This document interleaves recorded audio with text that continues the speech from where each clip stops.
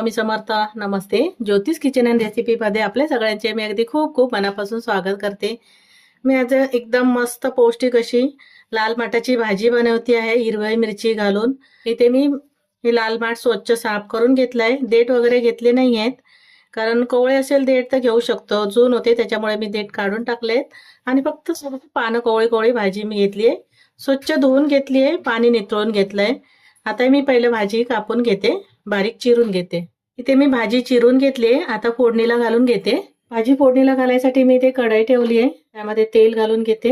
इथे 2 चमच्यावरून तेल घालून घेते. पालेभाजीला तेल कमी असलं तरी चालतं, तेल चांगलं असं गरम होऊ देत. इथे चांगलं तेल गरम झालंय, त्यामध्ये बघा मी इथे एक मोठा कांदा असा चिरून घेतलाय आणि 4 ते 5 हिरव्या मिरच्या अशा लांबट चिरून घेतल्यात, कापून घेतले, ते घालून घेते. कांदा हलकासा लाल करून घ्यायचा. इथे मी 4 ते 5 लसूणच्या पाकळ्या अशा बारीक कापून घेतले, त्या पण घालून घेते. लसूण पालेभाजीला घातले छान वाटते असे. लसूण, हिरवी मिरची आणि कांदा चांगला असं लाल करून घ्यायचंय. इथे कांदा हलकासा लाल झालाय. ते मी थोडीशी मुगाची डाळ भिजून घेतली, 2 चमचे एवढी ही डाळ घालून घेते. डाळ नाही घातलं तरी चालेल, आवडत असेल तर घालायची, पण छान वाटते भाजी अशी डाळ घालून. डाळ पण परतून घ्यायची. हळद घालून घेते मी थोडीशी आणि मिक्स करून घेते, ढवळून घेते.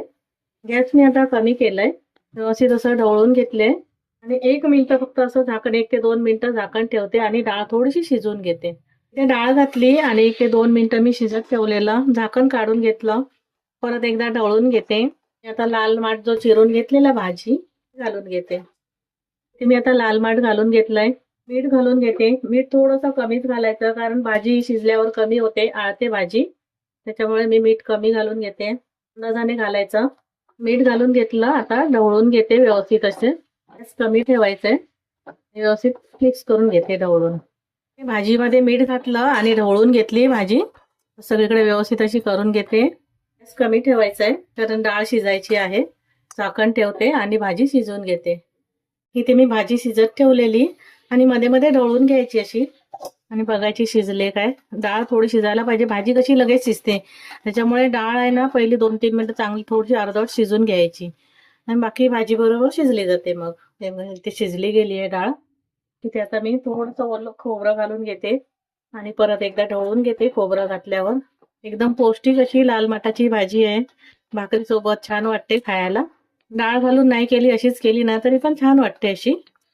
मी इथे आता डाळ घालून केली आहे. तुम्हाला डाळ नसेल आवडत, नाही घातली तरी चालेल. इथे खोबरं घातलं आणि ढवळून घेतलं. परत एकदा वाफ काढून घेते.